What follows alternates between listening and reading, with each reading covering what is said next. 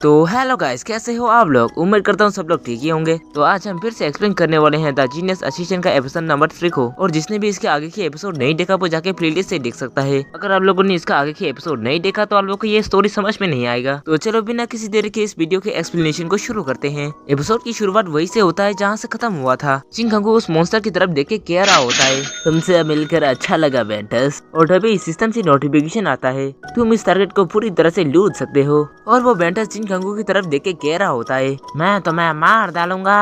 और ये सुनने के बाद चिंगकंगू मुस्कुराते हुए उससे कहता है, तुम कब तक वहाँ खड़े रहोगे बेंटस, मुझ पर हमला नहीं करोगे। और ये सुनने के बाद वो बेंटस ऊपर की तरफ तेजी से कूद जाता है और उसके बाद फुल स्पीड में चिंगकंगू की तरफ अटैक करने के लिए भरने लगता है। और चिंगकंगू के करीब पहुंचते ही अपना बहुत सारा क्लोन बना लेता है। और ये देख के तो चिंगकंगू भी हैरान हो जाता है और वो चिंगकंगू के ऊपर अटैक करने ही वाला होता है। तभी चिंगकंगू अपना टेलीपोर्टेशन स्किल का यूज करके वहाँ से हट जाता है। उसके बाद अपने मन ही मन में कहता है, साला ये तो अपना क्लोन बना सकता है, लेकिन कोई बात नहीं, मैं तो असली वालों को पहचान सकता हूँ। साले को पता नहीं कि मैं उसे देख सकता हूँ, वो मेरे साइड से आ रहा है।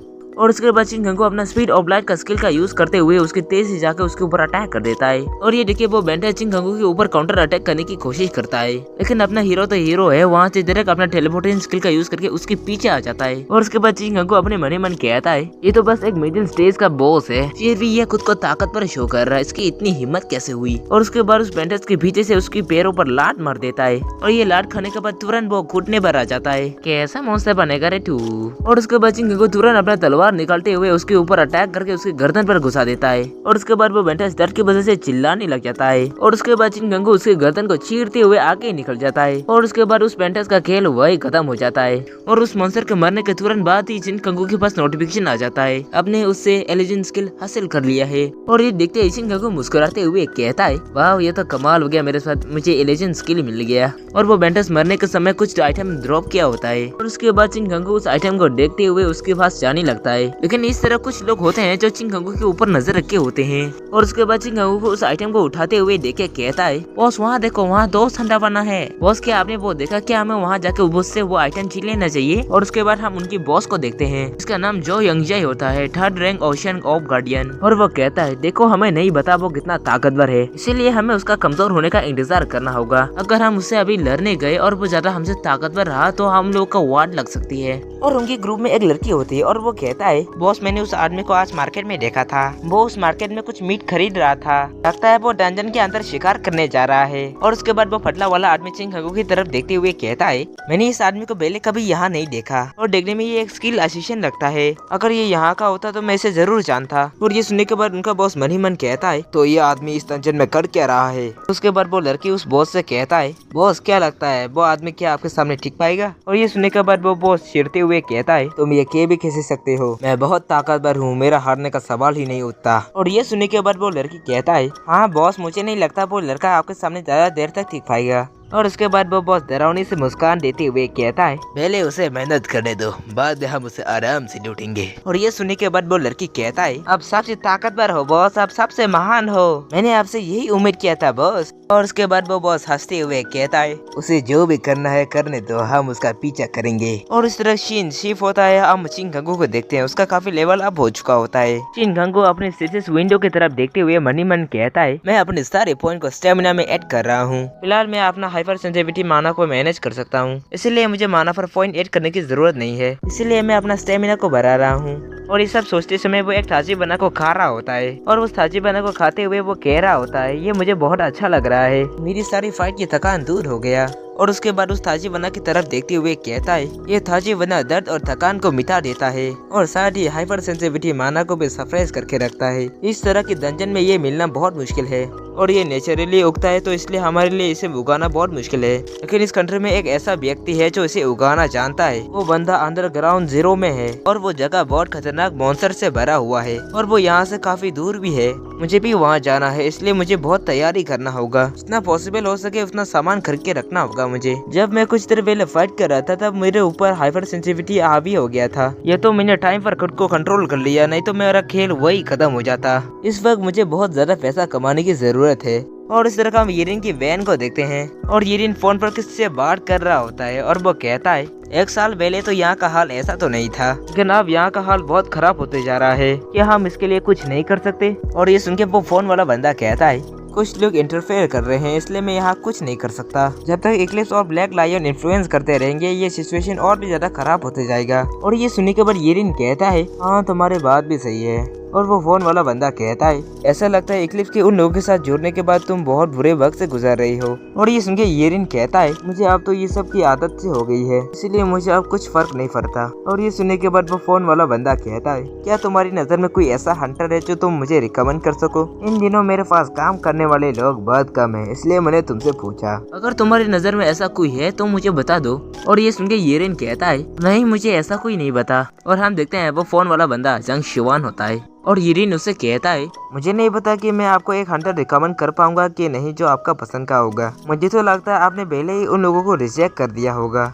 और ये सुनने के बाद जंग शिवान कहता है, हमें स्टैंडर्ड्स को चेंज करने की जरूरत है, मैं इसलिए लो लेवल के हंटर को सिखाना चाहता हूँ। और ये सुनने के बाद येरिन उससे कहता है, वहाँ ऐसा ही एक हंटर है। और ये सुनने के बाद जंग शिवान कहता है, क्या सच में? और येरिन कहता है, लेकिन मुझे लगता है उसे और थोड़ा टाइम चाहिए, मैं अभी किसी कंक्लूजन में नहीं पहुंच सकता। और उसके बाद जंग शिवन अपने हाथ में पकड़े हुए लीज की तरफ देखते हुए कहता है, तुम्हारी रिकमेंडेशन कभी गलत नहीं हुआ येरिन, लेकिन ये एक दुख की बात है कि हमने उसे एक एक्सीडेंट में खो दिया।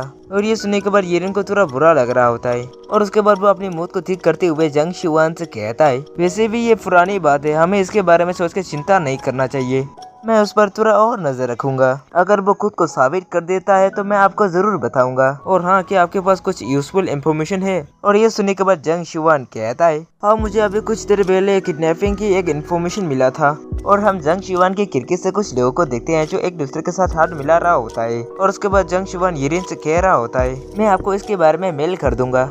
और येरिन ये सुन के कहता है, हमेशा की तरह आपका धन्यवाद। और उसके बाद जंग शिवान कहता है, इसकी कोई जरूरत नहीं है, जब भी आपको मदद की जरूरत होगी मैं आपको इस तरह से मदद करूंगा, हमारा जंग हुआ गिल आपका हमेशा मदद करेगा। और हम जंग शिवान के घर में एक बंदे को देखते हैं जो बंधा हुआ है। वो वही आदमी होता है जो कुछ देर पहले जंग शिवान की लिस्ट में देखा था। और जंग शिवान फोन पर कह रहा होता है, मैं बहुत से टैलेंटेड लोगों की जरूरत है, आप किसी टैलेंटेड पर्सन को यहाँ भेजते हैं तो हम हमेशा आपको ऐसे ही ट्रीट करेंगे। और फोन रखने के बाद येरिन कहता है, चाहे आपकी एक्सपेक्टेशन कितनी भी ऊंची क्यों ना हो, मैं उसके बारे में कैसे सोच सकता हूँ जिसे मैंने अभी पहले मिशन दिया। और इस रगविन के अंडर चिन खंगू किसी मॉन्स्टर से फाइट कर रहा होता है।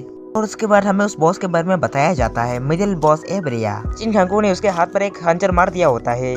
और वो मॉन्स्टर गुस्से में अपना एनर्जी हैंड बनाते हुए चिन खंगू के ऊपर अटैक कर देता है। और जिसके बाद चिन खंगू को दिखाया जाता है जो उस अटैक को देख के भी कुछ फर्क नहीं पड़ रहा होता है। और उसके बाद वो अटैक चिन खंगू के आर पार निकल जाता है। और ये देखे वो मॉन्स्टर हैरान हो जाता है। और उसके बाद उसे पता चलता है उसने जिसके ऊपर अटैक किया वो बस एक इल्यूजन है, उसे बेवकूफ बनाया गया है। और उसके बाद वो एक पत्थर को उठा लेता है चिन खंगू के ऊपर फेंकने के लिए। और चिन खंगू इल्यूजन स्किल का यूज करके भाग रहा होता है और अपने मन में कह रहा होता है, मैंने उसकी कमजोरी देख लिया है। उसके हर अटैक के बाद उसका एक गैप बन जाता है, मुझे उसी गैप में उसके ऊपर अटैक करना है। और उसके बाद वो मॉन्स्टर चिन खंगू के ऊपर उस पत्थर को फेंक देता है। और चिन खंगू उस पत्थर को अपनी तरफ आते हुए देख के तुरंत ब्रेक मार देता है और उसके बाद आगे की तरफ भागने लगता है। और उसके बाद हम देखते हैं वो पत्थर वहाँ टकरा जाता है और चिन खंगू उसके नीचे दबा हुआ होता है। लेकिन वो बस एक इल्यूजन क्लोन होता है जो अब गायब हो चुका होता है। और ये देख के वो मॉन्स्टर हैरान होता है। और इस तरह असली चिन खंगू टेलीपोर्टेशन स्किल का यूज करते हुए उस मॉन्स्टर के पीछे आ जाता है। और उसके बाद अपनी तलवार को निकल के उसके ऊपर अटैक कर देता है। और उसके बाद वो मॉन्स्टर चिल्लाते हुए अपना दम तोड़ देता है। और उसके बाद चिन खंगू अपनी तलवार को उसकी बॉडी से निकाल लेता है। और उसके बाद चिन खंगू के पास उस मॉन्स्टर का मरने का नोटिफिकेशन आता है और साथ में लेवल अप का भी। और उसके बाद चिन खंगू अपने मन ही मन कह रहा होता है, मैं फिर से अपना सारा फन स्टेमिना में ऐड कर दूंगा। और उसके बाद उस मॉन्स्टर की तरफ देखते हुए कहता है, मुझे अभी ताजीवाना की जरूरत है। और सिस्टम से नोटिफिकेशन आ रहा होता है, स्किल प्रोपेंसी लेवल मैक्स, अपने सामने की किसी भी टारगेट को पकड़ सकते हो। और चिन खंगू ये देखने के बाद उस स्किल को एक्टिवेट कर देता है और अपने सामने भरे हुए एक डैगर के ऊपर एम कर देता है। और उसके बाद उसका सुसाने वाला हाथ उस डैगर को पकड़ के उसके पास लिया आता है। और उसके बाद उस डैगर को पकड़ते हुए कहता है, तो मैं इस स्किल को चीजों के ऊपर भी इस्तेमाल कर सकता हूँ। और अगर मैं इसका सही से इस्तेमाल करूँ तो हिलने वाली चीजों के ऊपर भी इस्तेमाल कर सकता हूँ। और ये कहने के बाद हवा में बहुत सारे स्लैशेस लगाने लग जाता है। और वो 3 लोग जो चिन खंगू के ऊपर नजर रखे होते हैं। और उनमें से एक पतला वाला बंदा ये देख के कहता है, जरा उसे देखो, उसमें बहुत हिम्मत है। और उनका बॉस ये देख के कहता है, उस एसोसिएशन ने बिना किसी टैंकर के अब्रिया को मार दिया। और ये सुन के वो लड़की कहता है, लेकिन वो अब क्या कर रहा है? और ये सुनने के बाद वो फटला वाला बंदा कहता है मुझे नहीं पता क्या वो अपने स्किल का प्रैक्टिस कर रहा है। और उसके बाद वो अपने बॉस से कहता है बॉस क्या हमें उसे खत्म कर देना चाहिए। और वो बॉस भी चिन कंगू स्किल्स को देख के हैरान होता है। और उसके बाद वो अपने दोनों साथियों के ऊपर चिल्लाते हुए कहता है चुप रहो बेवकूफो, मैंने तुम लोगों से पहले भी कहा था जब वो थक जाएगा तब हम उसके ऊपर अटैक करेंगे। और उसके बाद वो दोनों अपने बॉस को इतने गुस्से में देख के कहते हैं हम समझ के बॉस। और नेक्स्ट सीन में हम एक बिल्डिंग को देखते हैं और उसके बाद हम उस बिल्डिंग के अंदर मुक्युंग को देखते हैं और उसके हाथों में एक लेटर होता है और वो उसी लेटर को पढ़ रहा होता है। ब्लैक लायन ने किम मुक्युंग की ऑर्गेनाइजेशन में ज्वाइन होने की शर्त को मान लिया है, लेकिन मर्सनरी कॉर्प के ली येरिन ने तुम्हें पकड़ने के लिए कुछ बाहरों के हंटर्स को भेजा है। और ये पढ़ने के बाद किम मुक्युंग कहता है ये तो मेरे लिए अच्छी खबर है। और हम देखते हैं वो एक लाश के ऊपर बैठा होता है और वहाँ बहुत सारी लाशें होती हैं और उन सभी लोगों को उसने ही मारा होता है। और उसके बाद वो कह रहा होता है बोली येरिन उसने मुझे पहले भी पकड़ने की बहुत कोशिश की है। मैं तो एक्लिप्स में ज्वाइन होना चाहता था, लेकिन ये ब्लैक लायन में बुरा नहीं है। मैं कुछ दिनों के बाद डियोजन में कदम रखूंगा। और तभी उसे पता चल जाता है कि उसके और कोई तो आ रहा है। और हम देखते हैं वो कोई और नहीं अपना हीरो चिन कंगू होता है। और उसके बाद किम मुक्युंग स्माइल करते हुए कहता है एक और शिकार है जो मेरे हाथों शिकार होने आया है। और उसके बाद दीवार पर हाथ मार के अपने बहुत सारे बुल्स को बुला लेता है और उसके बाद कहता है अब खाने का समय आ गया है। और उसके बाद बहुत सारे बुल्स चिन कंगू के ऊपर अटैक करने के लिए जाने लगते हैं। और उसके बाद चिन कंगू उन वुल्फ को अपनी तरफ आते हुए देख के एक मीट का टुकड़ा निकाल लेता है। और ये देख के तो वो किम मुक्युंग भी शौक होते हुए कहता है आखिर ये हो क्या रहा है। और उसके बाद हम देखते हैं बहुत सारे वुल्फ उस मीट की टुकड़े को खा रहा होता है। और किम मुक्युंग कहता है मेरी वुल्फ एक नॉर्मल से मीट के टुकड़े को देख के उत्साहित होने वाले में से नहीं है। लेकिन चिन कंगू अपने इन्वेंटरी से अपना एक नाइफ निकाल लेता है और उसके बाद उन सारे वुल्फ्स को एक एक करके मारने लगता है। और ये देख के तो किम मुक्युंग शौक होते हुए कहता है आखिर ये बंदा ऐसे कैसे कर सकता है। और चिन कंगू उसकी तरफ देखते हुए कहता है मैंने इस मीट के टुकड़े में ऐसा कुछ मिलाया जिसकी वजह से ये सब पागल हो गए। मैंने स्पेशली इन्हीं के लिए तैयार किया था। और उसके बाद किम मुक्युंग की तरफ देखते हुए कहता है ये मेरी तरफ से तुम्हारे लिए एक वार्निंग है। अगर तुम अपनी जान को कीमती समझते हो तो वो चुराए हुआ चीज मुझे वापस कर दो। और ये सुन के किम मुक्युंग कहता है बोली रेन कुटिया गहेगा। और उसके बाद चिन कंगू से चिल्लाते हुए कहता है अगर तुझ में हिम्मत है तो आंखें ले लो। और उसके बाद चिन कंगू तेजी से बिल्डिंग के अंदर जाते हुए कहता है ठीक है जैसे तुम्हारी मर्जी, मैं तुम्हारी लाश से ही वो चीजें वापस लूंगा। और उसके बाद चिन मुक्युंग कहता है उसे देख के लगता है वो फाइट करने के लिए अच्छी तरह से तैयार है, लेकिन उसमें दिमाग की कमी है। चलो अब देखते हैं वो मुझ तक कैसे पहुँचता है। यहाँ हर जगह पर माइंड बॉम्ब लगा हुआ है। और इस तरह चिन कंगू अपना माना ट्रैकिंग स्किल को एक्टिवेट कर लेता है। और उसके बाद वो उन सारी माइंस को आसानी से देख लेता है। और उन सभी माइंस को देखने के बाद अपनी मन ही मन कहता है मुझे लगा ही था उसने यहाँ ऐसा ही कुछ सेटअप किया होगा, अच्छा हुआ मैं सतर्क था। और उसके बाद वो अपना स्पीड स्किल का यूज करते हुए तेजी से जाने लगता है। और ये देख के तो किम मुक्युंग की फंस जाती है और वो कहता है ये किस तरह का मॉन्स्टर है जो मेरी सारी थ्रेट से बच रहा है। और चिन कंगू उसके बहुत करीब पहुंच गया होता है और ये देख के तो उसकी बहुत बड़ी वाली फंस जाती है। और वो कहता है तुम्हें क्या लगता है मैं तुमसे डर जाऊंगा। और उसके बाद वो अपने स्किल को एक्टिवेट करते हुए कहता है मैं एक स्पेशल इंसान हूँ, मेरा कॉन्सुलेशन मुझ पर ध्यान रखता है। और उसके बाद चिन कंगू अपना स्किल को एक्टिवेट करते हुए किम मुक्युंग की सारी स्किल्स के बारे में जान लेता है। Fighter chaos evil leaning consolation. इस कॉन्सुलेशन की एबिलिटी ये है कि ये अपने दुश्मन को भ्रम में डाल सकता है और उसकी विजन को खराब कर सकता है। अब मैं तुम्हें हेल का ब्लैक मैजिक दिखाऊंगा। और ये कहने के बाद चिन कंगू के ऊपर अटैक कर देता है। और ये देख के चिन कंगू अपना टेलीपोर्टेशन स्किल का यूज करते हुए टेलीपोर्ट हो जाता है और उसके ऊपर था अटैक करने के लिए तेजी से जाने लगता है। और ये देख के किम मुक्युंग चिन कंगू से डरते हुए भाग रहा होता है। और ये देख के चिन कंगू अपने मन ही मन कहता है वो लगभग एक 50 लेवल का हंटर है। उसकी एबिलिटी ये है कि वो अपने दुश्मन को भ्रम में डाल सकता है। मैं जानता हूँ वो क्या करने की कोशिश कर रहा है।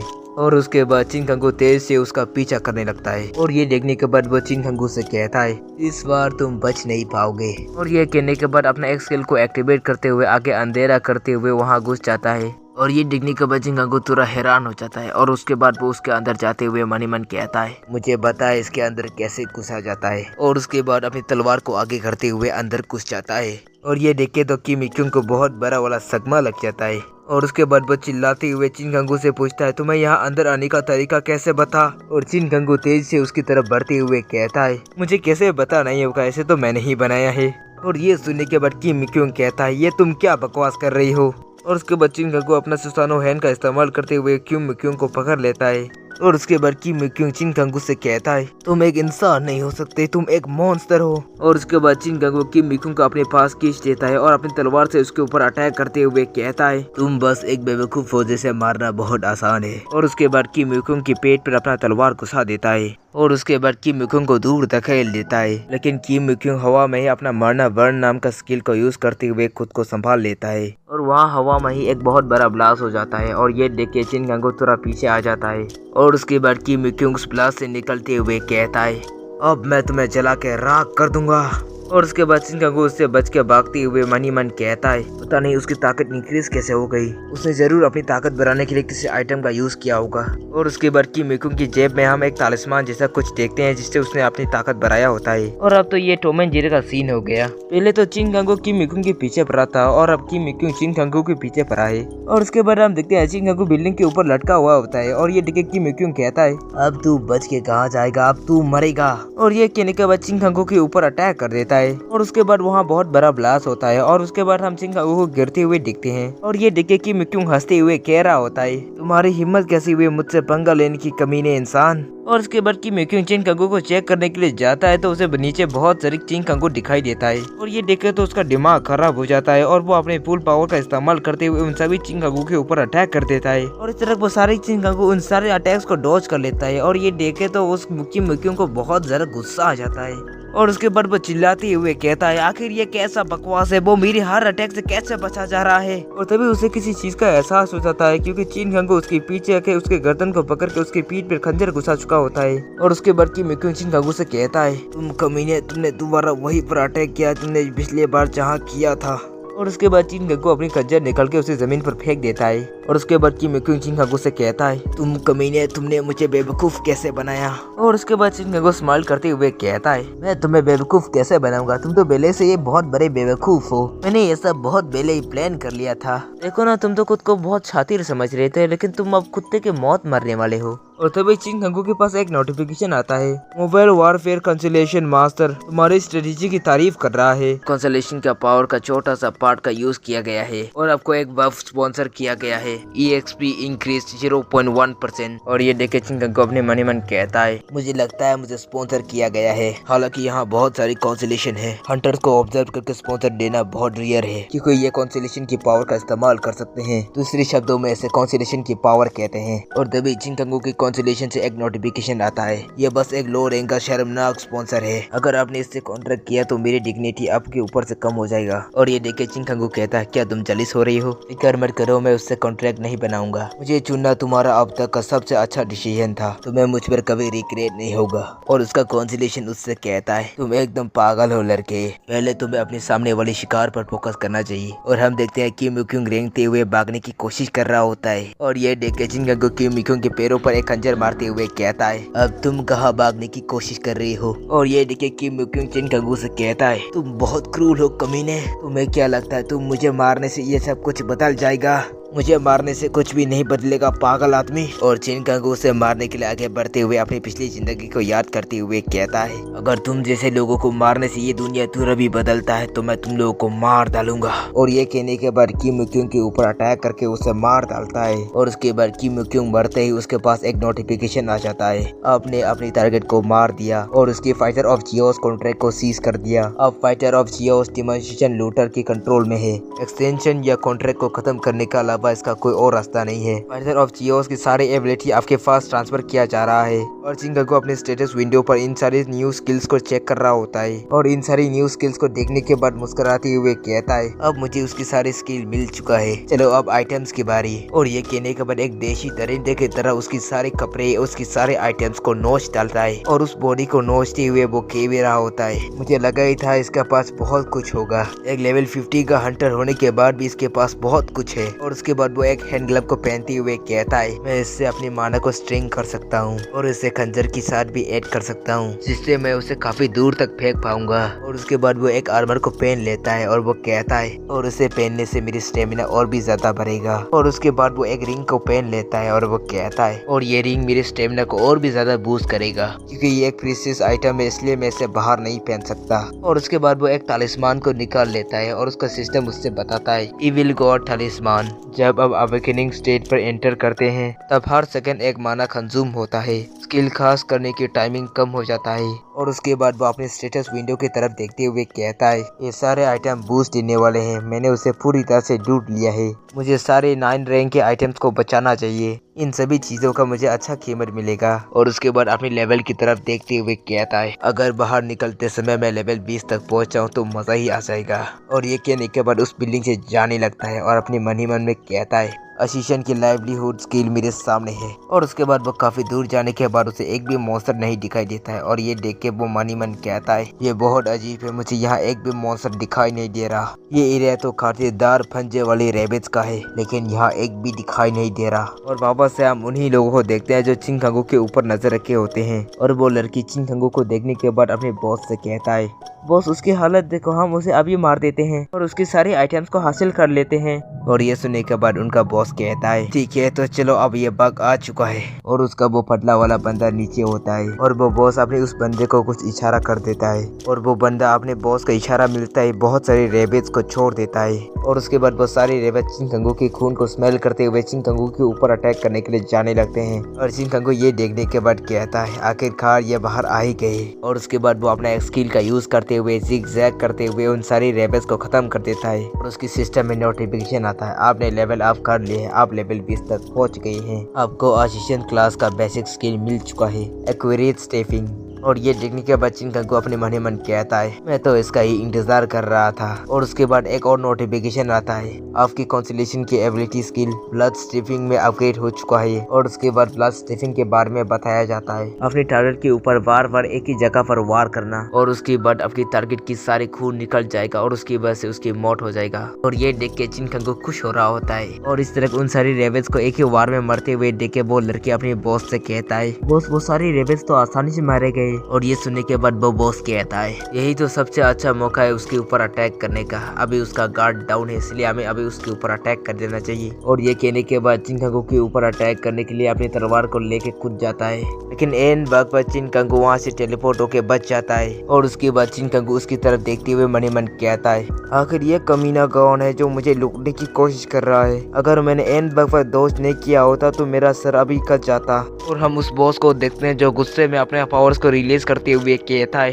तुम्हारी किस्मत अच्छी थी कि तुमने एन वक्त ऐसे दोज कर लिया। उसके बाद तेजी से उसके ऊपर अटैक करने के लिए जाते हुए कहता है, इस बार तुम इसे दोष नहीं कर पाओगे। और ये कहने के बाद चिंगकंगू के ऊपर तेजी से अटैक कर देता है, लेकिन चिंगकंगू तो इस अटैक को भी डॉज कर लेता है और उसके नीचे आते हुए उसकी पेट पर एक जोरदार वार कर देता है। और उसके बाद चिंगकंगू के पास एक नोटिफिकेशन आता है, bloodily stepping ability recovery limit 10 stack. और उसके बाद चिंगकंगू उस बॉस की तरफ देखते हुए मन ही मन कहता है, इस आदमी की चमड़ी बहुत मोटी है, मुझे एक ही जगह पर बार बार वार करना पड़ेगा। और उस आदमी को चिंगकंगू की उस अटैक से कुछ भी फर्क नहीं पड़ा होता है और वो हंसते हुए चिंगकंगू से कहता है, क्या तुम इसे अटैक कहते हो, अब मैं तुम्हें दिखाता हूँ असली अटैक कैसे कहते हैं। और इस तरह हम उसके दोनों साथी को देखते हैं जो उसके लिए शेयर कर रहा होता है। और इस तरह वो बहुत चिंगकंगू के ऊपर अटैक कर देता है और चिंगकंगू उसके अटैक से बाल बाल बचा होता है। और वो अपने मन ही मन कहता है, इसमें कोई शक नहीं, ये आदमी बहुत ताकतवर है लेकिन इसमें अभी भी बहुत कमियां है। और ये कहने के बाद उस आदमी के ऊपर एक और बार अटैक करते हुए आगे निकल जाता है, लेकिन उस आदमी को इस अटैक से भी कोई फर्क नहीं पड़ रहा होता। उल्टा वो तो हंसते हुए कहता है, तुम्हें जितनी कोशिश करनी है तुम कर लो बच्चे। और ये सुनने के बाद चिंगकंगू उसकी तरफ स्माइल करते हुए देखते हुए मन ही मन कहता है, इस बेवकूफ को बता भी नहीं मैं क्या करने की कोशिश कर रहा हूँ, मुझे एक ही जगह पर 4 बार और अटैक करना पड़ेगा। और उसके बाद चिंगकंगू फुल स्पीड में उसके ऊपर अटैक करने के लिए बढ़ने लगता है और वो आदमी चिंगकंगू की इस स्पीड को देख के हैरान हो जाता है। और उसके बाद चिंगकंगू उसके ऊपर सी स्किल का यूज करते हुए उसकी विजन को खराब कर देता है। और ये देखे वो बंदा हैरान होते हुए कहता है, आखिर ये मेरे विजन को हो क्या गया। और उसके बाद चिंगकंगू उसके ऊपर बार बार एक ही जगह पर वार करने लग जाता है और वो आदमी चिंगकंगू के ऊपर अटैक करने की कोशिश तो करता है, लेकिन उसकी विजन खराब होने की वजह से वो चिंगकंगू के ऊपर ठीक से अटैक नहीं कर पाता। और इसी का फायदा उठाते हुए चिंगकंगू उसके ऊपर बार बार अटैक करते जाता है। और उसके बाद वो आदमी ये देख के चिंगकंगू के ऊपर गुस्सा होते हुए कहता है, क्या अभी तुम्हारे सारी ट्रिक्स खत्म हो गया। और तभी उसे कमजोरी महसूस होने लग जाता है और वो अपनी ताकत को बढ़ाने की कोशिश करते हुए मन ही मन कहता है, आखिर मुझे ये हो क्या रहा है, मैं अपनी पावर्स का इस्तेमाल क्यों नहीं कर पा रहा। उसने तो मेरे ऊपर कुछ ही अटैक किया था, इससे तो मुझे कोई फर्क नहीं पड़ना चाहिए था।